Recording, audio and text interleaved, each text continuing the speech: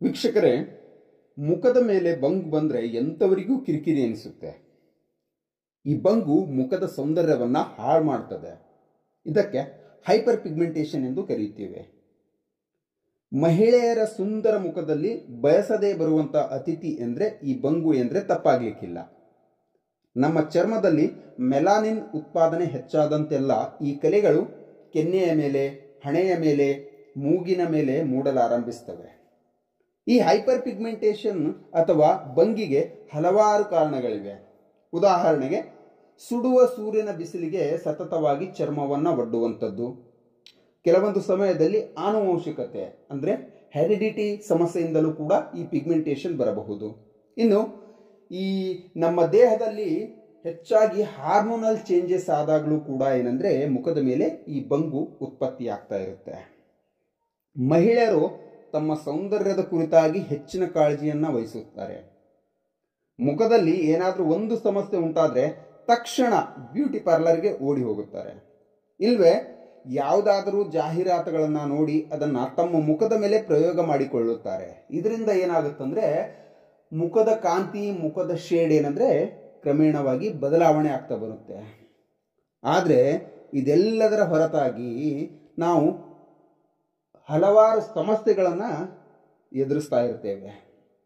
ಹಾಗಾಗಿ ನಾವು ಮನೆಯಲ್ಲೇ ಈ ಬಂಗಿಗೆ ಯಾವ ರೀತಿ ಮನೆಮದ್ದುಗಳನ್ನು ಬಳಸಿಕೊಂಡು ಬಂಗಿನ ಸಮಸ್ಯೆಯಿಂದ ಹೊರಗಡೆ ಬರಬಹುದು ಅನ್ನೋದ್ರ ಬಗ್ಗೆ ಮಾಹಿತಿಯನ್ನು ನಾನು ನಿಮಗೆ ಇವತ್ತು ನೀಡ್ತಾ ಇದ್ದೇನೆ ವೀಕ್ಷಕರೇ.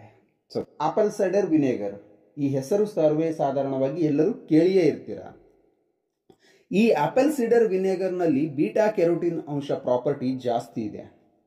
ಇದು ನಿಮ್ಮ ಚರ್ಮದ ಮೇಲಿನ ಪಿಗ್ಮೆಂಟೇಷನ್ ಅನ್ನು ಕಡಿಮೆ ಮಾಡಲಿಕ್ಕೆ ಸಹಾಯ ಮಾಡುತ್ತೆ.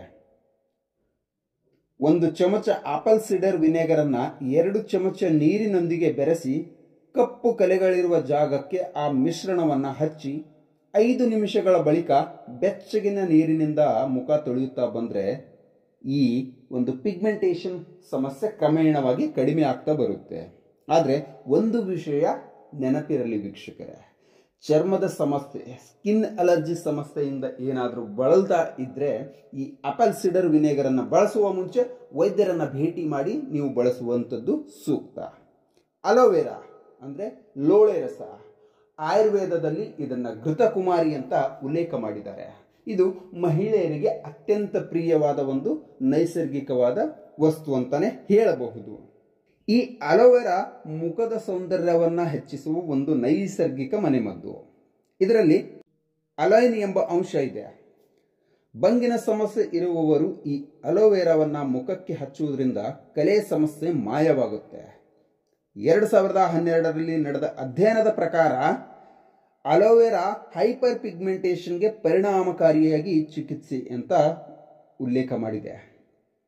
ಮಲಗುವ ಮುನ್ನ ಶುದ್ಧವಾದ ಅಲೋವೆರಾ ಜೆಲ್ಲನ್ನು ಕಲೆಗಳಿರುವ ಭಾಗಕ್ಕೆ ಹಚ್ಚಿ ಬೆಳಿಗ್ಗೆ ಬೆಚ್ಚಗಿನ ನೀರಿನಿಂದ ತೊಳೆಯುತ್ತಾ ಬಂದಲ್ಲಿ ನಿಮ್ಮ ಚರ್ಮದ ಬಣ್ಣ ಸುಧಾರಣೆಯಾಗುತ್ತೆ, ಬದಲಾವಣೆಯಾಗುತ್ತೆ. ಜೊತೆಗೆ ಇದನ್ನು ಬಳಸುವುದರಿಂದ ಯಾವುದೇ ರೀತಿಯ ಅಡ್ಡ ಪರಿಣಾಮಗಳು ಕೂಡ ಇರುವುದಿಲ್ಲ.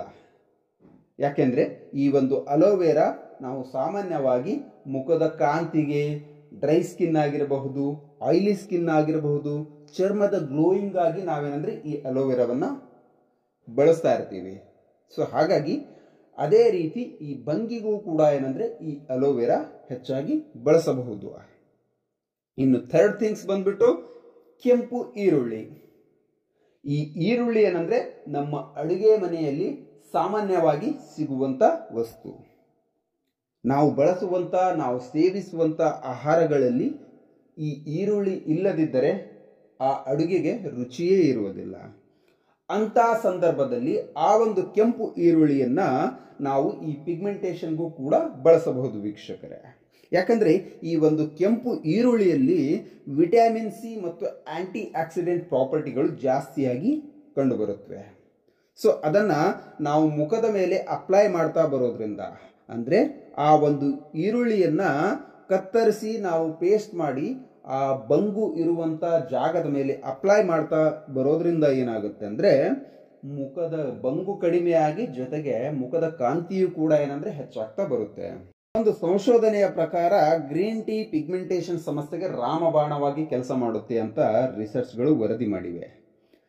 ಸೊ ಈ ಪಿಗ್ಮೆಂಟೇಷನ್ ಅನ್ನ ಕಡಿಮೆ ಮಾಡಲಿಕ್ಕೆ ನಾವು ಏನು ಮಾಡಬೇಕು ಅಂದರೆ ಈ ಗ್ರೀನ್ ಟೀ ಸಾರವನ್ನು ಕೂಡ ನಾವು ಮುಖದ ಮೇಲೆ ಅಪ್ಲೈ ಮಾಡಬಹುದು.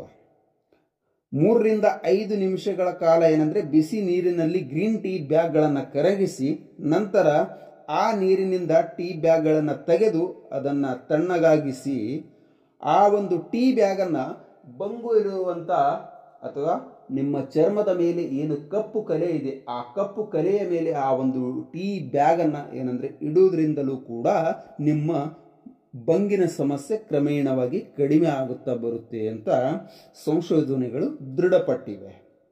ಇನ್ನು 5th ಥಿಂಗ್ಸ್ ಬಂದ್ಬಿಟ್ಟು ಪರಂಗಿ ಹಣ್ಣು ಅರ್ಥಾತ್ ಪಪಾಯ ಹಣ್ಣು. ಈ ಪರಂಗಿ ಹಣ್ಣಿನಲ್ಲಿ ಈ ಪಪಾಯದಲ್ಲಿ ಪ್ಯಾಪೆನ್ ಅಂಶ ಯಥೇಚ್ಛವಾಗಿ ಕಂಡುಬರುತ್ತೆ. ಇದು ಪಿಗ್ಮೆಂಟೇಷನ್ ನಿವಾರಣೆಗೆ ಉತ್ತಮ ಒಂದು ಮನೆಮದ್ದು ಅಂತ ಹೇಳಬಹುದು. ತುರಿದ ಪಪಾಯ ಹಣ್ಣಿನ ರಸವನ್ನು ಪ್ರತಿನಿತ್ಯ ಮುಖಕ್ಕೆ ಲೇಪಿಸಿ 10ರಿಂದ 15 ನಿಮಿಷಗಳ ಕಾಲ ಬಿಟ್ಟು ನಂತರ ಉಗುರು ಬೆಚ್ಚಗಿನ ನೀರಿನಿಂದ ಮುಖವನ್ನು ತೊಳೆಯುತ್ತಾ ಬಂದಲ್ಲಿ ಏನಾಗುತ್ತೆ, ನಮ್ಮ ಚರ್ಮ ಕಲೆರಹಿತ ಚರ್ಮವಾಗಿ ಬದಲಾವಣೆ ಆಗುತ್ತೆ ವೀಕ್ಷಕರೇ. ಹಾಲು ಕೆಲವೊಬ್ಬರಿಗೆ ಈ ಆಸಿಡಿಟಿ, ಇಂಡೈಜೆಷನು, ಉದರಕ್ಕೆ ಸಂಬಂಧಿಸಿದ ಸಮಸ್ಯೆಗಳಲ್ಲಿ ಏನಂದರೆ ಹಾಲು ವರ್ಜ್ಯ ಮಾಡುತ್ತಾರೆ. ಯಾಕಂದರೆ ಈ ಒಂದು ಹಾಲಿನಲ್ಲಿರುವಂಥ ಲ್ಯಾಕ್ಟೋಸ್ ಅಂಶ ಏನು ಮಾಡುತ್ತೆ ಅಂದರೆ ಅವರಿಗೆ ಆ ಒಂದು ಡೈಜೆಷನ್ ಪ್ರೊಸೆಸ್ಸಲ್ಲಿ ಕಿರಿಕಿರಿ ಉಂಟು ಮಾಡುತ್ತೆ. ಆದರೆ ಅದೇ ಹಾಲನ್ನು ನಾವು ಪಿಗ್ಮೆಂಟೇಷನ್ ಇರುವವರು ಬಳಸಿಕೊಂಡು ಏನಂದರೆ ಪಿಗ್ಮೆಂಟೇಷನ್ನಿಂದ ಹೊರಗಡೆ ಬರಬಹುದು. ಯಾಕಂದರೆ ಈ ಹಾಲಿನಲ್ಲಿ ಲ್ಯಾಕ್ಟಿಕ್ ಆಮ್ಲ ಇರೋದ್ರಿಂದ ಏನಾಗುತ್ತೆ, ಪಿಗ್ಮೆಂಟೇಷನನ್ನು ಕಡಿಮೆ ಮಾಡಲಿಕ್ಕೆ ಸಹಾಯ ಮಾಡುತ್ತೆ. ಒಂದು ಬಟ್ಟಲಲ್ಲಿ ಏನು ಮಾಡಬೇಕು, ಸ್ವಲ್ಪ ಹಾಲನ್ನು ತೆಗೆದುಕೊಂಡು ಆ ಹಾಲಿಗೆ ಸ್ವಲ್ಪ ಹತ್ತಿ ಉಂಡೆಯನ್ನು ಮಾಡಿ ಆ ಒಂದು ಉಂಡೆಯನ್ನು ನಾವು ಪಿಗ್ಮೆಂಟೇಷನ್ ಇರುವ ಜಾಗದ ಮೇಲೆ ಇಟ್ಟು ನಂತರ ಏನಂದರೆ ಒಂದು 10-15 ನಿಮಿಷ ಬಿಟ್ಟು ಮುಖವನ್ನು ವಾಶ್ ಮಾಡ್ತಾ ಬರೋದ್ರಿಂದ ಏನಾಗುತ್ತೆ, ಮುಖದ ಮೇಲೆ ಇರುವಂಥ ಬಂಗು ಕ್ರಮೇಣವಾಗಿ ಕಡಿಮೆ ಆಗ್ತಾ ಬರುತ್ತೆ. ಇನ್ನು ಕೊನೆಯದಾಗಿ ವೀಕ್ಷಕರೇ, ಟೊಮೆಟೊ ಇದು ಕೂಡ ಏನಂದರೆ ಅಡುಗೆ ಮನೆಯಲ್ಲಿ ಆಹಾರಕ್ಕೆ ರುಚಿ ಹೆಚ್ಚಿಸುವಂಥ ಒಂದು ಬೇಕೇ ಬೇಕಾಗಿರುವಂಥ ಒಂದು ನೈಸರ್ಗಿಕವಾಗಿ ತರಕಾರಿ ಅಂತಾನೆ ಹೇಳಬಹುದು. ನೋಡಿ ವೀಕ್ಷಕರೇ, 2011ರಲ್ಲಿ ಬ್ರಿಟಿಷ್ ಜರ್ನಲ್ ಆಫ್ ಡರ್ಮಟಾಲಜಿಯಲ್ಲಿ ಪ್ರಕಟವಾದ ಅಧ್ಯಯನದ ಪ್ರಕಾರ ಲೈಕೋಪಿನ್ನಲ್ಲಿ ಸಮೃದ್ಧವಾಗಿರುವಂಥ ಟೊಮೆಟೊ ಪೇಸ್ಟ್ ಏನಂದರೆ ಚರ್ಮದ ಮೇಲೆ ಫೋಟೋ ಡ್ಯಾಮೇಜ್ ಅಂದರೆ ಮುಖದ ಕಾಂತಿ ಏಜಿಂಗನ್ನು ಕಡಿಮೆ ಮಾಡುವಂಥ ಪ್ರೊಸೆಸ್ ಅಂತ ನಾವು ಅಂದ್ಕೊಳ್ಬಹುದು. ಈ ಒಂದು ಫೋಟೋ ಡ್ಯಾಮೇಜ್ನ ಅಲ್ಪಾವಧಿಯ ಮತ್ತು ದೀರ್ಘಾವಧಿಯ ಅಂಶಗಳಿಂದ ರಕ್ಷಿಸುತ್ತೆ ಅಂತ ಏನೋ ರಿಸರ್ಚ್ಗಳು ಪ್ರೂವ್ ಮಾಡಿವೆ. ಅಧ್ಯಯನದಲ್ಲಿ ಭಾಗವಹಿಸಿದವರು 12 ವಾರಗಳ ಕಾಲ ಪ್ರತಿದಿನ ಆಲಿವ್ ಎಣ್ಣೆಯಲ್ಲಿ ಟೊಮೆಟೊ ಪೇಸ್ಟನ್ನು ಮಿಕ್ಸ್ ಮಾಡಿ ಸೇವನೆ ಮಾಡ್ತಾ ಬರೋದ್ರಿಂದ ಅವರ ಪಿಗ್ಮೆಂಟೇಷನ್ ಕೂಡ ಏನಂದರೆ ಕ್ರಮೇಣವಾಗಿ ಕಡಿಮೆ ಆಗುತ್ತಾ ಬಂದಿದೆ ಅಂತ ರಿಸರ್ಚ್ಗಳು ಏನಂದರೆ ಪ್ರೂವ್ ಮಾಡಿವೆ. ಸೊ ಹಾಗಾಗಿ ನಿಮ್ಮ ದೈನಂದಿನ ಆಹಾರದಲ್ಲಿ ಟೊಮೆಟೊ ಸೇರಿಸಬಹುದು. ಟೊಮೆಟೊದಿಂದ ಚರ್ಮವು ಹಗುರ ಮತ್ತು ಕಾಂತಿಯುತವಾಗಿ ಆಗುತ್ತೆ. ಯಾಕಂದರೆ ಇದರಲ್ಲಿ ಹೇರಳವಾಗಿ ವಿಟಮಿನ್ ಸಿ ಅಂಶ ಮತ್ತು ಲೈಕೋಪಿನ್ ಅಂಶ ಇರೋದ್ರಿಂದ ಚರ್ಮದ ಸಮಸ್ಯೆಗಳು, ಚರ್ಮದ ಕಾಯಿಲೆಗಳಿಂದ ದೂರ ಉಳಿಯುವಂಥ ಸಹಾಯ ಈ ಟೊಮೆಟೊ ಮಾಡಬಲ್ಲದು ವೀಕ್ಷಕರೇ. ನೋಡಿ ವೀಕ್ಷಕರೇ, ನಾನು ನಿಮಗೆ ಇಲ್ಲಿಯವರೆಗೆ ಹೇಳಿರುವ ಮನೆಮದ್ದುಗಳು ಎಕ್ಸ್ಟರ್ನಲಿ ಅಪ್ಲೈ ಮಾಡುವಂಥದ್ದು, ಬಾಹ್ಯವಾಗಿ ಅಪ್ಲೈ ಮಾಡುವಂಥದ್ದು. ಆದರೆ ಮುಖ್ಯವಾಗಿ ಈ ಒಂದು ಮೆಲಾನಿನ್ ಅಂಶ ಕಡಿಮೆ ಆಗಲೇಬೇಕು ಅಂತಾದರೆ ಇದಕ್ಕೆ ಇಂಟರ್ನಲಿ ಏನಂದರೆ ಆಹಾರವು ಅಷ್ಟೇ ಪ್ರಮುಖವಾಗಿ ಕೆಲಸ ಮಾಡಬೇಕಾಗತ್ತೆ. ಸೊ ಅವು ಯಾವ ರೀತಿ ಆಹಾರಗಳನ್ನು ನಾವು ಇಂಟರ್ನಲಿ ಸೇವನೆ ಮಾಡಬೇಕು ಅನ್ನೋದ್ರ ಬಗ್ಗೆ ಮುಂದಿನ ವಿಡಿಯೋದಲ್ಲಿ ನಾನು ನಿಮಗೆ ಮಾಹಿತಿಯನ್ನು ಕೊಡ್ತೇನೆ ವೀಕ್ಷಕರೇ. ಸೊ ಒಂದು ವೇಳೆ ನಿಮಗೆ ಆ ಒಂದು ಮಾಹಿತಿ ಬೇಕಾದರೆ ತಪ್ಪದೆ ನನಗೆ ಕಮೆಂಟಲ್ಲಿ ಬಾಕ್ಸಲ್ಲಿ ಏನಂದರೆ ಕಮೆಂಟ್ ಮಾಡಿ. ಖಂಡಿತ ನಾನು ಏನಂದರೆ ಮುಂದಿನ ವಿಡಿಯೋದಲ್ಲಿ ನಿಮಗೆ ಪಿಗ್ಮೆಂಟೇಷನ್ ಇರುವವರು ಯಾವ ರೀತಿ ಆಹಾರಗಳನ್ನು ಇಂಟೇಕ್ ಮಾಡಿಕೊಳ್ಬೇಕು ಅನ್ನೋದ್ರ ಬಗ್ಗೆ ಸಂಪೂರ್ಣವಾದ ಸವಿಸ್ತಾರವಾದ ಮಾಹಿತಿಯನ್ನು ಕೊಡಲಿಕ್ಕೆ ಪ್ರಯತ್ನ ಮಾಡ್ತೇನೆ ವೀಕ್ಷಕರೇ. ಧನ್ಯವಾದಗಳು ವೀಕ್ಷಕರೇ.